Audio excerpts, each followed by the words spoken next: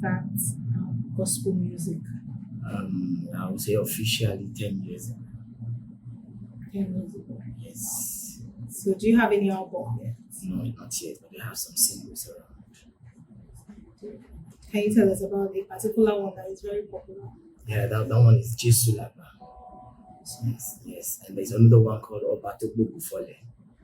Yes. What was the inspiration to gospel music, or what led you into gospel music? To me, gospel music, I wouldn't say it's what I even want to do. It's a calling for me. You understand? Like when I was telling you about my name, I mentioned a particular name, Ridwan. So it's from a Muslim name, so I'm from a Muslim background. So you understand, it's a calling for me. It's a very, very long story. So it's a calling for me. So gospel music for me, it's a calling where God has called me to do. So that is it. Okay, so how did your family feel you going into gospel music from a Muslim background? Yes, it wasn't too difficult because it's more or less like we are just free in my family. So you're free to do anything, either a Muslim or Christian, in as much you're doing something. So it wasn't too difficult. So we do go to church and go to mosque. So that's kind of family I grew up from. Can you tell me more about your family? Okay, my father happens to be a Muslim, while I was a Christian. So you understand, in this country, Nigeria, or even in Africa, so you must follow your father's religion. So you understand. But we started going to church with my mom because my father was not around. Then I grew up with my mom. So we started going to church. We got a particular time that we started going to church with my mom. So from there, I love music, but not gospel music. So I discovered that I love music generally. So because I was now going to church, so I have flair for gospel music. I started as a drummer there in church. So from there, growing up, and God has been faithful up to now. Okay, so everyone has inspiration to what makes them sing. So what can you say inspires you to want to go to the studio and drop this particular album? Yeah, I would say my surroundings, my environment. I just want to tell people things through the word of God. And like this, our dispensation, everything that is happening has been written before. So, and we have, as like, they do call musicians minstrel, they call them messenger. So our music is things that should pass message to people. So my surroundings are my inspirations. So we know that gospel artists do go through challenges in terms of how they do their marketing and getting people to follow them. How have you, scaled through this particular challenge? At first, I would say it's God. I've not even scaled through. We are still on it anyway. So God is helping us. God is really helping us. The challenges are much, especially if you're doing gospel and you don't want to deviate. You understand? So if you want to deviate, you need to just face the challenges and you need to keep moving on with God on your side, on our side. So you keep moving.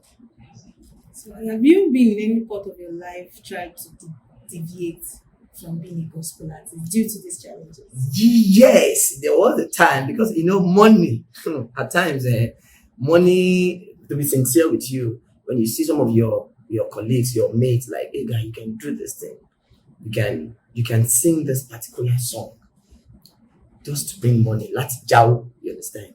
And you just want to choose your calling. You just want to, not like me, I just want to choose this thing that, okay, this is what I love to do, and this is what I want to do. And because I decided not to take such song at a particular time, so some people were like, okay, because gospel they didn't come.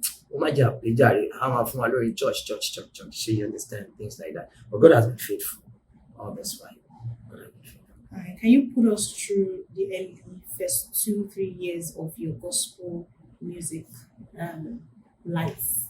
Like what it was like for you, how you started it majorly? Okay, I will say it was difficult in a way because, like I said before, I started from a church in Ajegunle. I mean, have you been to Ajegunle before? Ghetto. Yes, we have like some that shoki and the rest of them. So I grew up from Ajegunle, and you know how gospel music is there. If you've been there, it's kind of difficult for you to rise as a gospel artist there. You have a lot of things to face. So you understand that there are a lot of times that you just go to many churches to just pen down your name. Like, okay, please, my name is so Praize. Please call me if there's any slots for us, if there's any. It's the money is not forthcoming. Yeah, because the like I said before, it's the passion, it's the calling. So it's the primary thing is not money. You understand? Now it's the message. But God allowed to scale through then, and it's still scaling through up to now. It was so difficult then because you need to pay for transport fare to go to the place. At the end of the day, they won't give you anything. They'll tell you God bless you. Do you understand? They keep telling you God bless you, God bless you. And those are the things that make some of us want to stop this gospel music. But thank God for God. Gradually, as times goes on, God is helping us. We're moving on. So, what is your perception on people's idea that gospel artists are not meant to be paid for ministry? This particular question has been a general question, and I've heard about it a whole lot of time. I think my own perspective towards that is that anybody that works for anything should be paid. So all services should be paid. You understand now? As in, we should pay our musicians, we should pay our gospel artists, so that they can look good and do well and even do something better, so that they won't even deviate. So it's a means of helping them. I think we should pay them. So can you give us a run through your background, your school, the school you went to? My background, I started from Baptist Primary School, that's Marine Beach, Agbo. Marine Yeah, Beach. there's a place called Marine Beach, Agbo, like Mobi Road. I think you're going to Ajegunle. So from there, I moved to Randu Secondary School in Apapa. So from there to University of Lagos to study quantity survey. So what made you deviate from, or you were practicing being a surveyor with your music life? Like I said before, music, this gospel music, it's a calling.